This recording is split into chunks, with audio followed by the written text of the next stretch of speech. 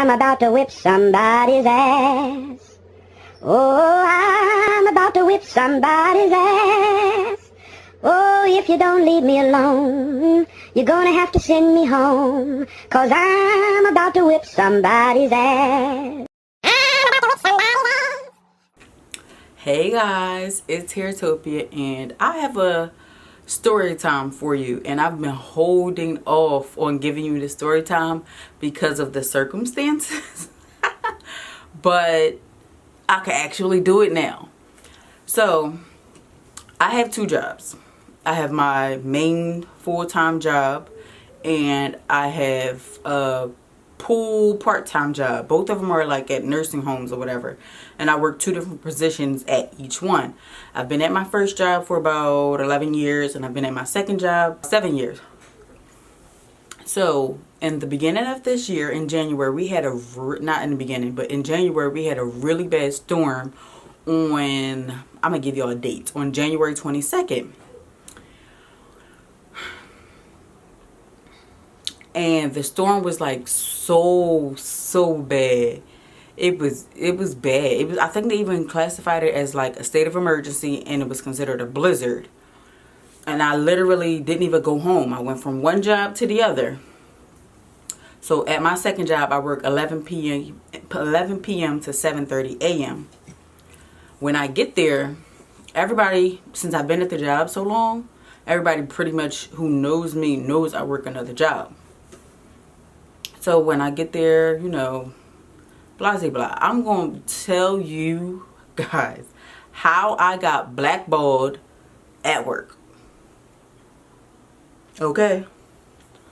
So, the night is cool. You know, I hear about people spending the night because the weather is so bad. And they're like, well, how are you going to get out in the morning? Girl, if I got the tunnel out of this mother sucker, I'm getting out, okay? Ain't nobody going to keep me here. I done already worked 8 hours somewhere else, and now I'm working overnight. I'm exhausted. I'm ready to go. So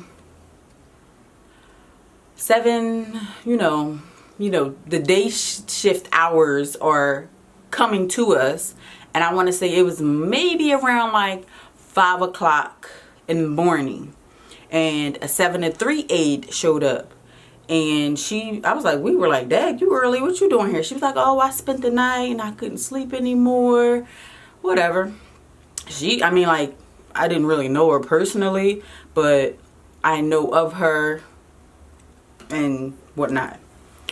So we start getting our people up and doing what we're supposed to do, because I am a CNA at my second job. And maybe around, I'm not positive of the times, so I want to say around 6 o'clock, 6:30 maybe, something like that. One of the 3 to 11 supervisors, who also spent the night, come up on the floor, and she tells my nurse, she was like, oh, no one from 11 to 7 can leave until day shift comes in. And I'm like, what? Say that again?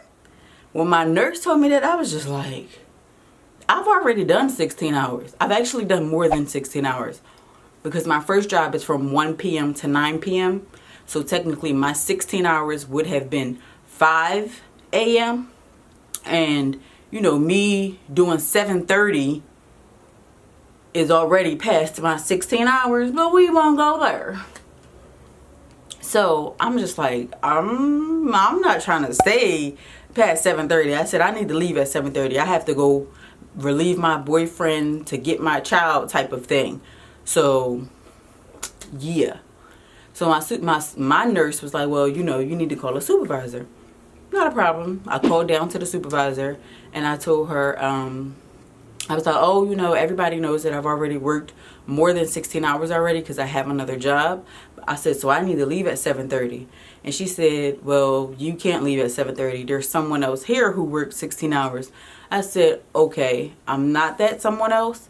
I've already worked more than 16 hours because my 16 hours is up at 5 a.m. So 17 hours is 6. This is what I'm thinking to myself. 17 hours is 6 a.m. 18 hours is 7 a.m. and we get off at 7:30, which is 18 and a half hours. So I'm like, but I need to leave. Like, you know what I mean? I'm like, okay, well, what do you need? I mean, I said, I'm finished everything, and so is the rest of the people on my floor. She said, well, you know, you or anyone else from 11 to 7 are not able to leave until day shift gets in. And I'm like, okay, is there someone else that I could speak to? Because I need to leave. And she told me that I needed to speak to the DON. I said, okay, how do I contact her? So she told me that she was on the same floor as a DON or something like that. Because the DON and the administrator or the assistant of DON, whoever she is, they all spent the night because it was that bad. And this was actually a Saturday morning. And they don't even work on Saturdays. That's how you know how bad it is.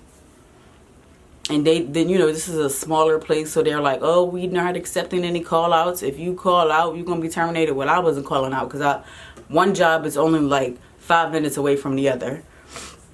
So I was like, okay, so she's going to have her call me back. No problem. The DON already know that I work another job. You know what I mean? Okay, I'm good. So she calls me back up on the floor maybe about 5 or 10 minutes later maybe. And she tells me, she was like, oh, Ashley, what's the problem? I said, oh, it's not a problem. I said, I need to leave at 7:30. I said, you know, my 16 hours is technically up at 5. So I'm well past, you know, my 16 hours. And I said, I need to leave at 7:30 because of my child more than anything else. And she tells me the same thing that the supervisor told me. She said, well, you're not able to leave at 7:30 if day shift isn't in yet. So I told her, I was like, well, I thought I was under the assumption, this is what I said to her. I said, I was under the assumption that the labor law states you are not able to hold someone or keep someone more than 16 hours if it's not in a hospital setting. And since this is not what I said to her, but you know, this isn't a hospital, so it's just like I should be able to go. She corrected me and she told me that, well, actually I am able to hold you up until, what did she say, like 8:20 or for 18 hours or something like that, or for 20 hours I think it is. And I'm like, oh really? I said, well, I'm leaving at 7:30. And she said, well, if you leave, we will no longer need your services. I said, well, oh, okay. I said, okay. And I never ever raised my voice. Like, I never raised my voice. Not 1 minute did I raise my voice. My octave might have gotten a little louder, like, or my voice might have been a little bit sterner, but I never raised my voice. I wasn't getting loud. It wasn't ghetto or anything like that. And so when she told me that, I said, okay. And I hung up the phone. My nurse asked me, she was like, well, what did she say? I told her what she said, and she was like, oh. I was like, yeah, that's the same dumb look I had. And my thing is, even though I may not say something out my mouth of how I feel, my facial expressions will say it for me. That ain't my fault. There's nothing that I could do about that. So, you know, time is ticking or whatever. We've gotten our people up at this point, and day shift is slowly but surely shuffling in. And I'm like, good. So I'm going to be able to go. I got my jacket on, I got my bag on, I got my hat on, I got my boots on, I got my gloves on. I'm literally ready to get on the elevator and go the hell home. So the administrator or the assistant DON comes up. Never ever have I formally met her before. So I wasn't positive of who she was, but I had heard of her features. So I assumed that's who she was. But she came off the elevator and I'm sitting here. The nurse's station is here behind a wall. And she walks past me and goes to the nurse's station. She she says to my supervisor, not my supervisor, she says to my nurse, she said, no, I'm sorry, she said to the day shift nurse who actually came in, she said, how many CNAs do you have for day shift? The nurse said, we have 5. Or 4 and 1 on the way. I think it was 5. It was 5 of them already on the unit. And I'm like, oh, good. They've worked with 4 before. I'm definitely ready to go. Like, woo, it's a sure thing I'm ready to get up out of here. Then she goes and she asks my nurse, she said, well, where is your 11 to 7 staff? And my nurse said, well, they're all here. Because we were all, you know, sitting in different areas right around the nurse's station. And one girl was like, oh, I'm here. Another girl was like, I'm here. And I didn't say a thing because you did not technically address me. So then she asked my nurse, she said, well, did you have 3 aides or did you have 2? And the nurse smiled because she knew I didn't answer her. And she said, I had 3. She said, Ashley's sitting right there. And so she turned to me and she said, oh, you're Ashley. I said, oh, yes, I am. And she said, well, the DON said that you were leaving. And I said, well, I'm physically still here. So then she says to me, the other CNAs, the other 2 CNAs, and my nurse, she told us, she was like, okay, I want you guys to go get another person dressed and up. And I'm like, what? You want me to do? Didn't hear that. Say that one more again. What? You want me to do, huh? You want to do what? What? You want me to do what? When I tell you I was heated, I know my face was red. I know you seen steam coming out the bottom of my hat because I had a hat on. I was so mad. I didn't open my mouth. And she was like, I want all of you to get another person up, including the nurse. And the nurse don't even get people washed and dressed. So I'm sitting there and I'm like, is this a setup? Like, what? Whatever. So one aide was like, okay, I'm going to go get so-and-so up. The other aide said, I'm going to go and get so-and-so up. And even the nurse, surprisingly, but, you know, she takes everything with stride. That's my dog. I love that nurse. She said, okay, I'm going to go and get so-and-so up. So I'm sitting there. And I'm like, I could leave and just be like, fuck this place. I got another job. Like, I'm just thinking like, man, this bitch for real? You want me to go do extra work for a staff that has everybody that they need and they've worked with shorter amount of people? You want me to do what? Ooh, honey, she could have got every cuss word in the book. I would have jumbled them all together and made a new one. I was hot. Ooh, I was hot. I was livid.